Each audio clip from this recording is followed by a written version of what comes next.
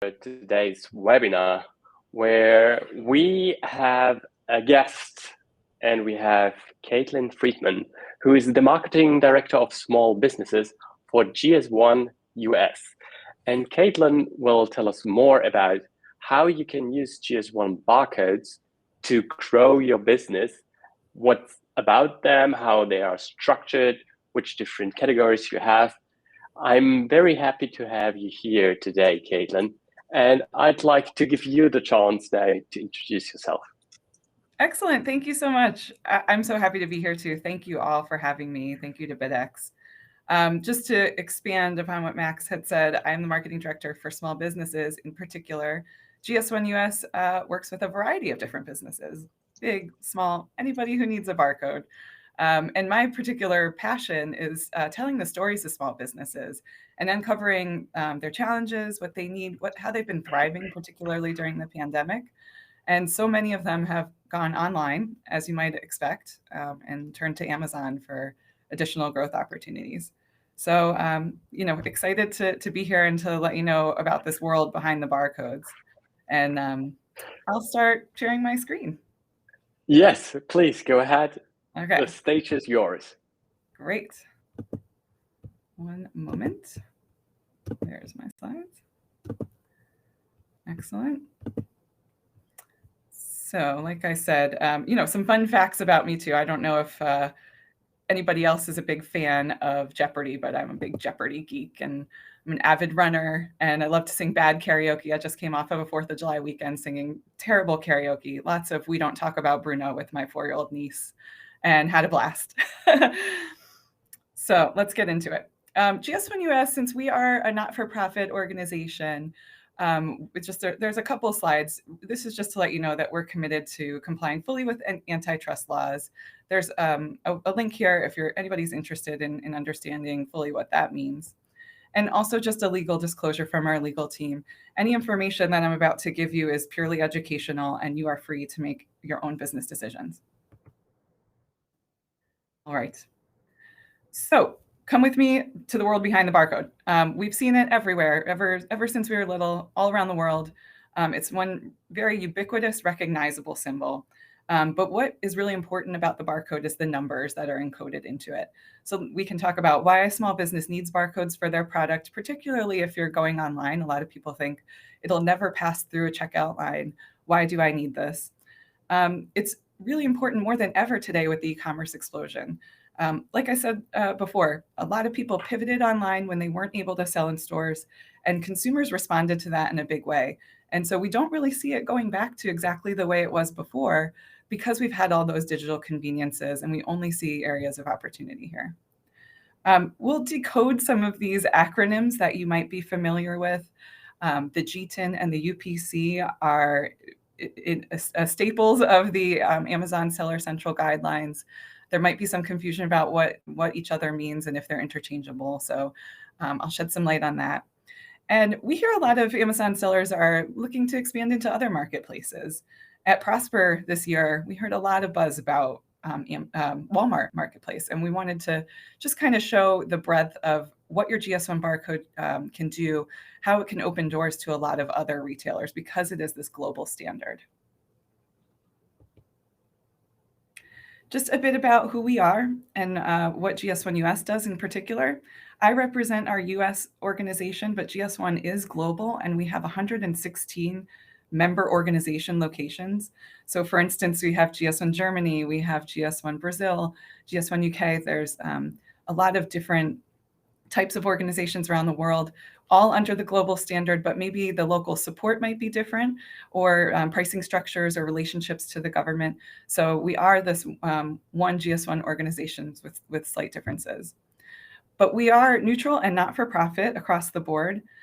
We are user-driven and governed. So that means that GS1 is in this unique role to bring brands like yourself, large brands, small brands, distributors, hospital systems, all the major retailers, come to the table at GS1 meetings and try and figure out a path forward based on data standards to better serve the customer, better serve the patient. So oftentimes we'll have competitors at the same table. We'll have major beverage manufacturers, for instance, at the same table, all getting together in the name of how do we move business forward and toward a common goal.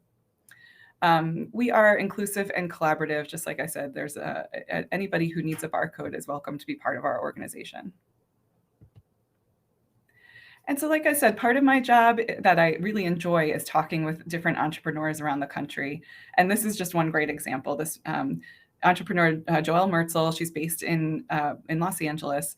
She created this butter dish that has a reclosable lid, just a simple concept, but she has seen her business grow quite a bit through Amazon, through Home Shopping Network, Bed Bath & Beyond, and other retailers.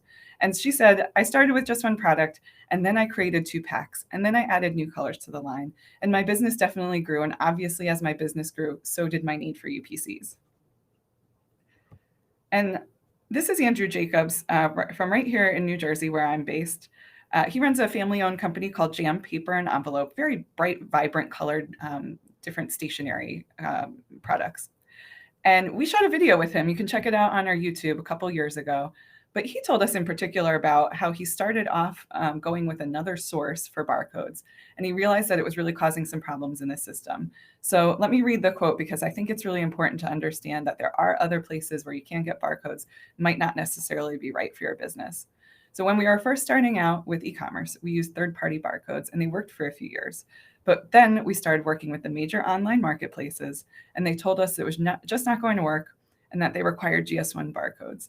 Here we are almost 10 years later. So now it's 12 years later, because this video was 2 years ago, and we're still cleaning up that mess. And if I could do it over again, I never would have used those third-party barcodes. So straight from our members' mouth. Why do you need a GS1 US issued barcode? There are many reasons. And I wanted to break it down for not just the online sellers like yourselves, if you're selling on Amazon, even though that represents a great deal of GS1 US membership. But brick and mortar is still alive and well. There's still many consumers who want to go to their Main Street stores and look and touch and feel the product and support their local communities, as well as big, regional brick and mortar stores. That is starting to come back now that we're emerging from the pandemic. And then there's benefits to both. So let me start all the way on the right with online.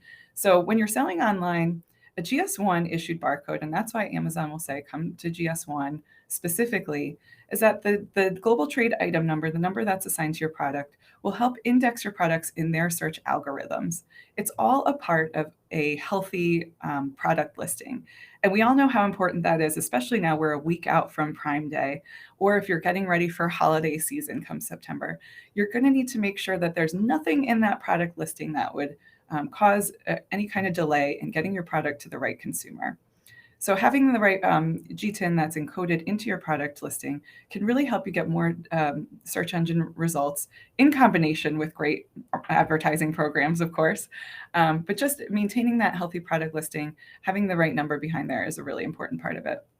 And also online, major marketplaces, not just Amazon, are looking to confirm authenticity. They want to make sure that you are the proper owner of that product, you're the brand owner, and what's the proof that can connect you to that product?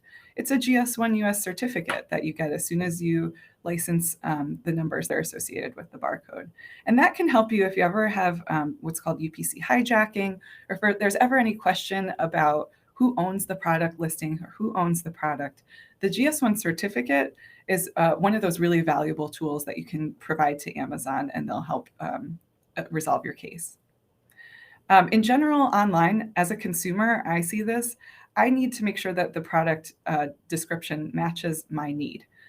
When I'm shopping online, I cannot feel that product. I can't, smell it if it's a candle or something. You need to really make sure that the customer has a proper picture of what they're going to get, and what they see needs to be what arrives on their doorstep. So having a GS1 barcode and kind of participating in the GS1 system of standards, which involves a lot other different barcodes and other different identification numbers, can really ensure that that product gets to the right person at the right place at the right time. So let's move on to brick and mortar all the way to the left. Brick and mortar has that simple need. The barcode helps enable that product to go beep at the point of sale. I'm a big fan of self-checkout. I like to go up and scan the barcodes myself and hear that beep.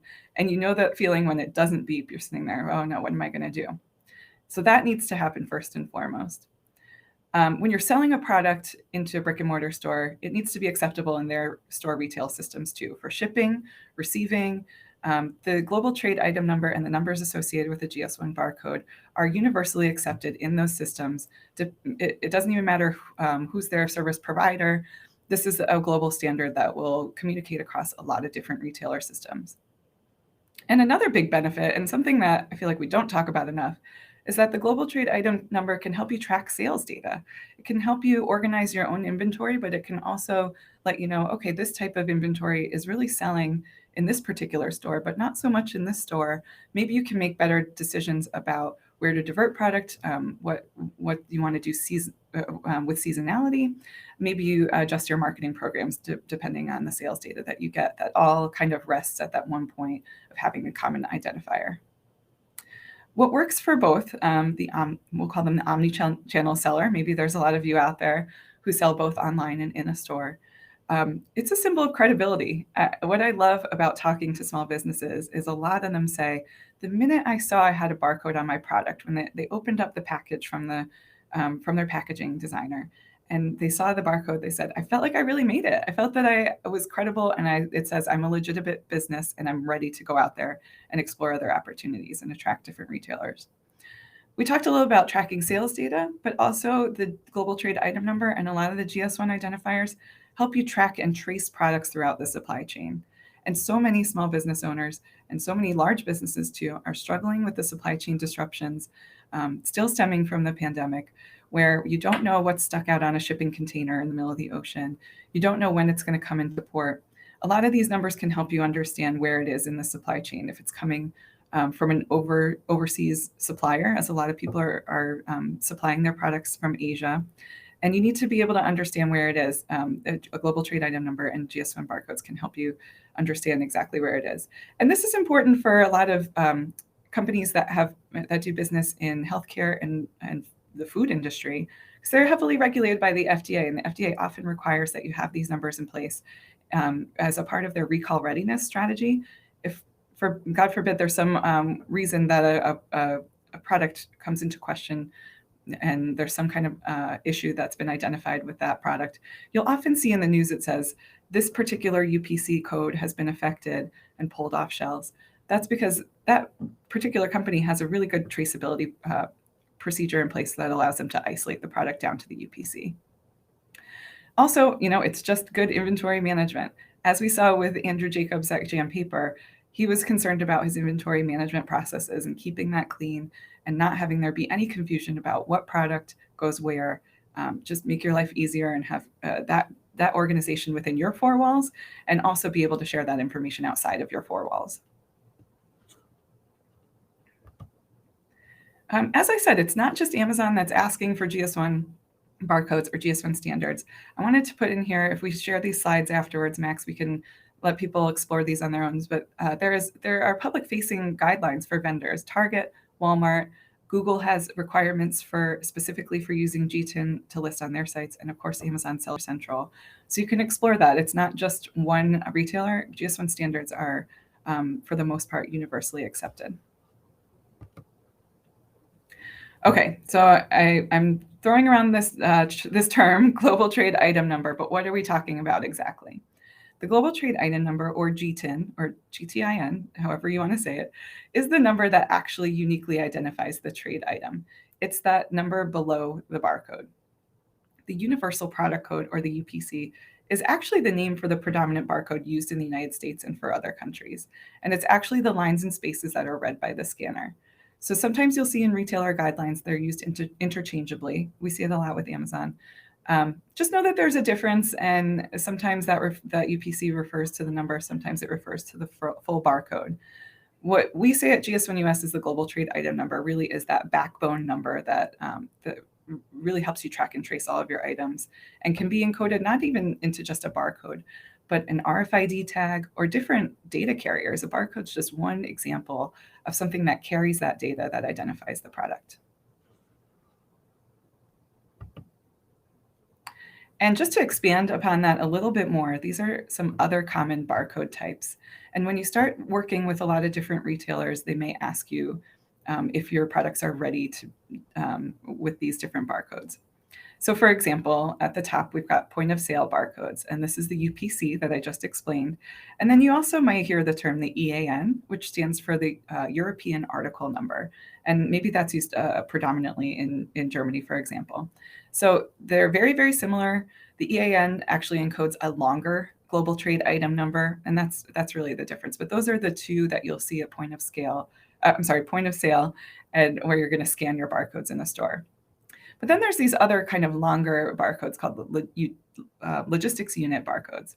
And this includes the ITF14, that's that barcode with the thick black lines around it, and the GS1 128. And these are found in the cartons or other kinds of logistics packaging like pallets. So this actually helps your third-party logistics providers be able to understand what's what's included in those cartons or packages. You can also use a GS1 128 if you're in the food industry to encode different traceability information, such as expiration date or the batch or the lot that this carton of tomatoes was harvested at.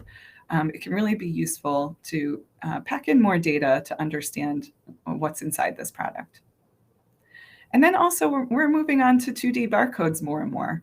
I don't know about you, but during the pandemic, it seems like consumers became much more interested in QR codes and are scanning them on restaurant menus and, to get different instructions from their TV.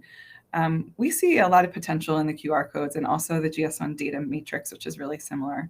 They can carry large amounts of data to meet regulatory requirements and to help for consumer engagement initiatives. So a QR code can hold a lot more than just a global trade item number. It could potentially, with the right technology behind it, show you how-to videos or include different promotional information. It can be dynamic depending on where you live and who you are and what your purchasing habits are. So that really is the future. And in the next couple of years, we could see a lot more QR codes on product packaging for that reason. Okay, I love this graphic because I think it's really important for someone, if you're at the very early stages of determining how many barcodes or GTINs do I really need for everything that I'm selling? You might think, okay, I sell t-shirts. I have 3 sizes. That's 3 barcodes, right? Small, medium, large. So that's what you see all the way to the left. And this is a great example, particularly in the apparel industry, because there are a lot of styles and variations that may require GTINs. So now I've got 3 sizes, but what if I have 3 colors? I have blue, pink, and purple. Now I need 9 barcodes. But then what if I have short sleeve, long sleeve, 3/4 sleeve? I've got 3 styles now, 3 sizes, 3 colors. That's 27 barcodes. I started with 3, now I'm up to 27. Now I've got different kinds of packaging. I have a 1-pack, I have a 2-pack, and I have a 3-pack. I've got 3 sizes, 3 colors, 3 styles, 3 packages. Now we've got 81 barcodes. And like I said, this is common in an industry like apparel where you have a lot of different variations. But generally, you're going to need a GTIN every time you have a different variation. So if I have Kaitlin's candles and I have vanilla, lavender, and lemon scented candles, that's 3 different barcodes I'm going to need, 3 different GTINs to identify that. Because the consumer, put yourself in the consumer shoes. If I ordered lavender and I get lemon, I'm going to be very unhappy with that. You have to make sure that everything is coded the right way so that the consumers get what they need. And so you might have heard me say the term unique identification, and that is really important when you're starting your journey to expand to different retailers and you have a lot of different inventory management systems to deal with. But a retailer always wants to know whose GTIN is this. And particularly Amazon and the major online marketplaces will check against the GS1 database to understand and confirm that this GTIN is licensed to the person who sells this teddy bear. So they'll go to our system. It's called Global Electronic Party Information Registry, or GEPIR, GEPIR.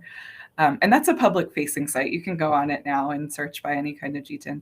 But we have the ability to search by GTIN, search by other different kinds of GS1 identifiers, and they'll confirm, okay, Kaitlin's candles does own this product. The number that is on her candles actually checks out and links back to her. But what if they put in the GTIN that was on my candle and it said, Joe's Teddy Bear Company? Then we'd have a problem. These things don't equate. That might be a red flag that causes you some time while you sort out who's the correct owner. that could be time that you could be selling products. So you really want to make sure all those things are in order and that you have that to eliminate any kind of risk or any kind of delay. And so just to kind of close out, we have a few videos I'd encourage you to look at on our YouTube page. I wanted to tell you a couple more stories. This is Sonia Hernandez from Recover, Restore, Grow. She created her own hair care line. She's a licensed cosmetologist who just saw a need, particularly working with cancer patients who are looking to regrow their hair and find something all natural.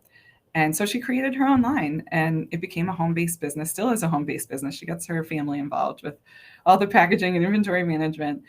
She sells in salons in Sacramento. And then she is also part of the Black Accelerator program on Amazon and has a nice storefront now. So she said the business has really taken off, but I give her credit by saying, if you think small, you're going to stay small. But if you think big, you're going to attract all these big opportunities. So she says that one of her first steps towards becoming this, first steps towards growth was to get a GS1 barcode. And it really felt like she had gained that credibility to be able to say, okay, I'm worthy of selling on Amazon. I'm worthy of taking on these new opportunities and new risks. And so we've got a host of other businesses like that. And maybe you're one of them that just has an amazing story. And I would be interested in hearing from you too, because I think that small businesses and entrepreneurs do learn a lot from each other. And you don't walk into it saying, I think I know everything about running a business. You really have your passion that's leading you first. And then you kind of understand everything else that goes with that. And we often find that the GS1 system of standards is one of those things that people didn't know existed. And they have to kind of learn from retailers what's required and then become experts in their own right. And here's my contact information if anybody has any questions, but I'm happy to take some questions too now, Max. So if there is anything. Thank you so much, Kaitlin. Very interesting. Thanks. So, the first question is coming in. Neil asks, now with all the aggregators who are buying Amazon businesses, the company will get acquired, and then also the owner of the GTIN is going to get changed. How do I update the company information? Yes. We get this question a lot. When we were at Prosper, we definitely talked to a lot of aggregators who wanted to know, what's the right way to do it? And they don't want to have to get new prefixes if they don't have to. We understand that there's a lot of equity in the old company's prefixes and the old company's listings too. We do have a process for when there is a merger or an acquisition to change ownership of the prefix. So that's one avenue. There may be some work that needs to be done on the Amazon side too, to ensure that the listing does not lose its equity too. So if there's a company that's been out there for 10 years and then it changes ownership, you don't want to have to cut that off and start fresh, right? We all know that that would be kind of really disruptive to the business. So there's, I'd say there's two parts to it. There's a part of changing the ownership of the prefix on our end, but then also making sure that everything is okay from a listing perspective with Amazon. So our guidance will only take you kind of halfway, and then the rest needs to be taken up with Amazon. Got it. There's another question. Bob asks, how does GS1 make money, and how does your business model work? Right, good question. So we are a not-for-profit, so I'll start with that. But there are fees associated with licensing a prefix. So there's two ways to get a GS1 barcode. And in 2020, we introduced a $30 single GTIN. So you can buy one GTIN for $30 and then create your barcodes from that. And a lot of really small micro businesses are finding that to be really easy to just get their feet wet. If they just want to try a couple candles on Amazon, see how it does, that's a great way to do it. But a lot of the larger businesses opt for our prefix model. It starts at $250, and then it'll have an annual renewal fee. But you get basically 10 barcodes, 10 GTINs for that amount. If you need more, there's there's different bundles. So it starts at 10, then 100, 1,000, 100,000. It all depends on, like we said, remember that graphic with, I thought that I needed 3 barcodes and I really needed 81. It's important to do that estimation beforehand and then look at our pricing models and see what fits, because you don't want to buy 1,000 barcodes if you don't think you'll ever need that, but you also don't want to underestimate it too and only get 10. You could always buy more prefixes too. You can get another 10 and then another 10. A lot of people do that, or maybe they get 10 and then they buy 5 more individually. So I'd say GS1 has come a long way. GS1 US, I'll say, has come a long way in introducing more flexible models for small sellers. That maybe the $250 entry fee was kind of cost prohibitive in the beginning. And I also want to say that that's just for GS1 US. Our pricing models by different GS1s tend to vary. So you can kind of check it out. If you say you're based in Germany, GS1 Germany would have a different pricing model. But they're all a little similar and they're all designed for growing businesses.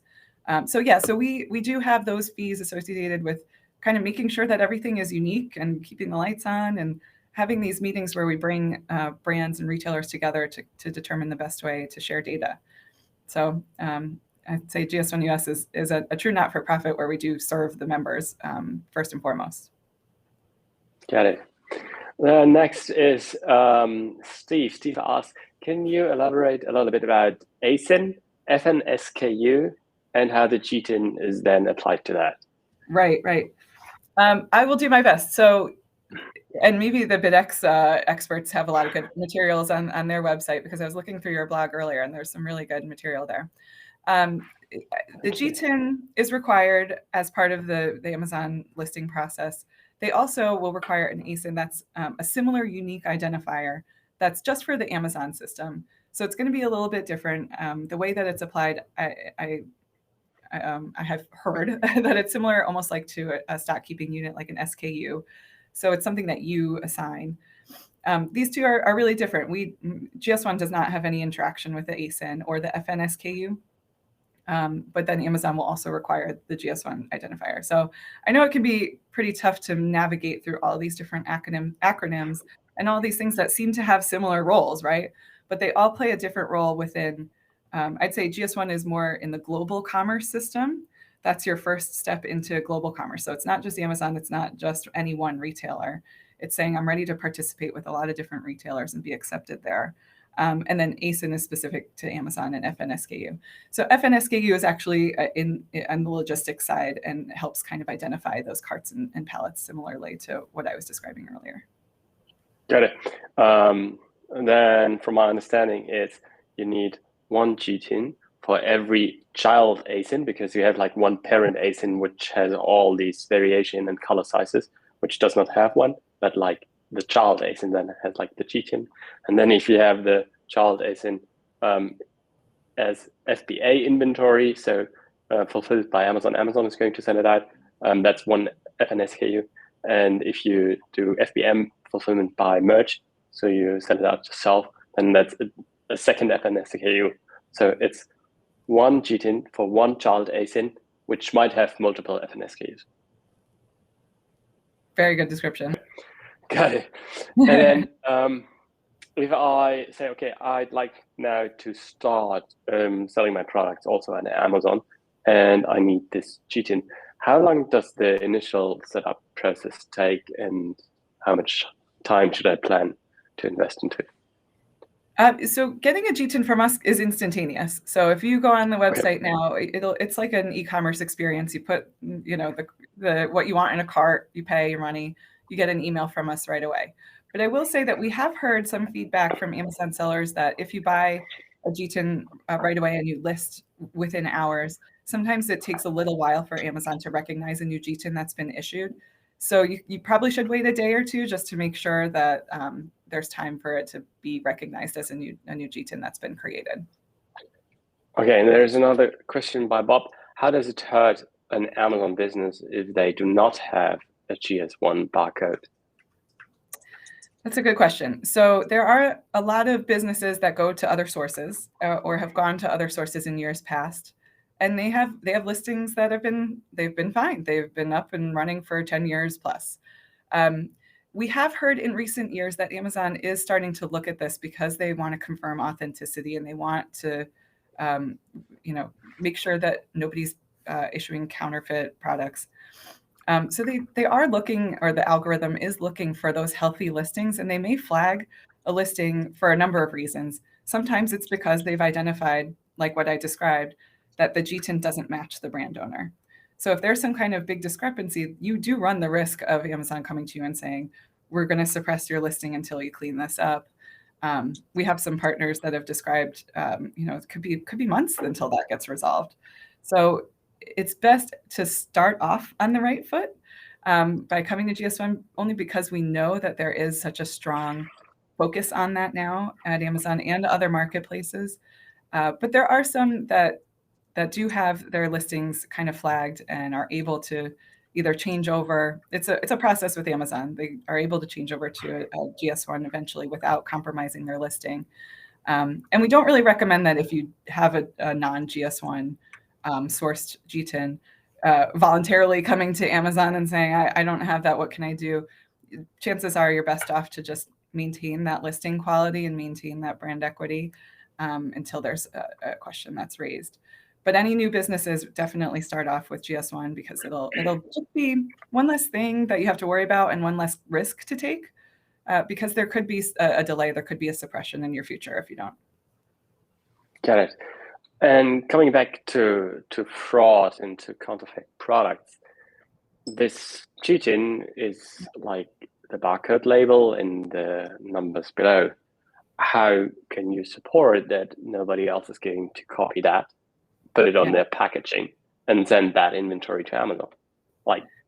Yeah, and you're absolutely right. It happens. Yeah, there's no one, there's nothing really stopping anybody from picking up a bottle of water and saying, okay, yep, this is my GTIN now, and put it in when I'm listing my product, or even making up their own number. So a lot of people just don't have that knowledge or don't have that education that the GS1 system exists and that there is a way to regulate unique identification, and they might just make up a number or put in their SKU. So it happens. It may be the source of a lot of hijackings. We don't even know really if hijackings actually happen from bad actors. It could just be kind of a mistaken identity or mistaken numbering. That certainly happens. But with GS1, we do really try to maintain that these are unique and they're only issued to you. And there's a whole system behind that regulates when people's prefixes are renewed, and we really keep a close eye to who has the proper authorization to use those numbers.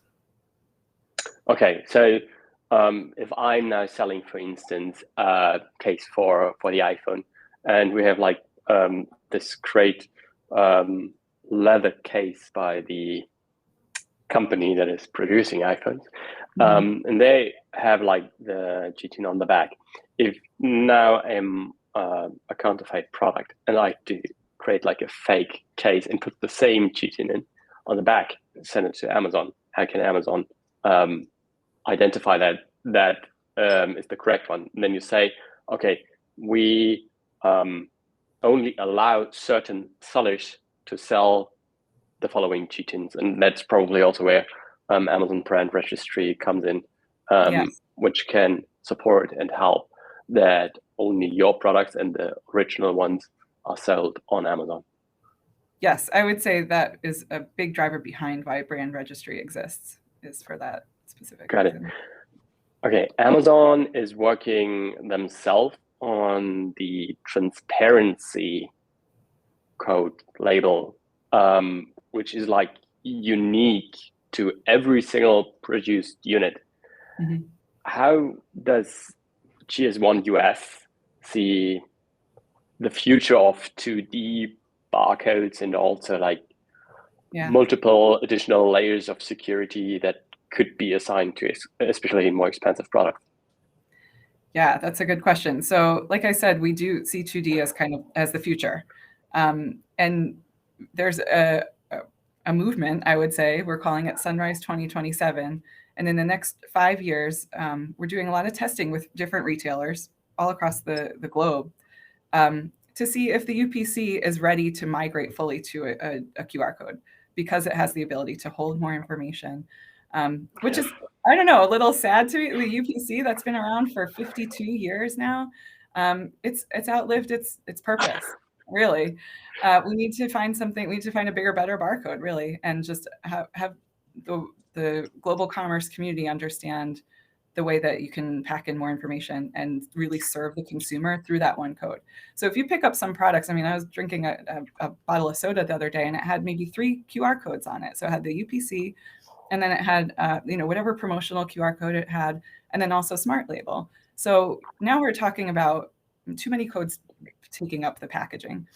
If it could all be filtered into one, it would be such a better experience for the consumer, and they'd have access to all that information that they want. They want to know if this is sustainably made. They want to know what are the ethical certificates that go along with this product, really, really down to where, they want to know everything, every little intricate detail. So the code can really enable that, and smartphones aren't going away anytime soon. So they want to be able to scan that with their smartphones and understand, maybe even see videos. We want to make that a rich experience for consumers. So right now there is a process underway, a lot of testing, just to be able to have the infrastructure in place for different retailers to be able to read a QR code like they read a barcode now. So that's kind of step one, is to understand if we're ready for that.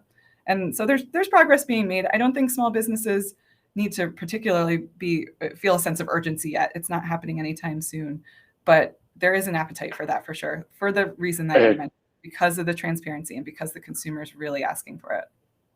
It will take some years to accomplish what the Yes. GTIN has achieved over 5 decades, more than 5 decades. Yeah, and you'll probably see both. There may be a transition where there's still U.P.C, but then eventually it may just be the QR code.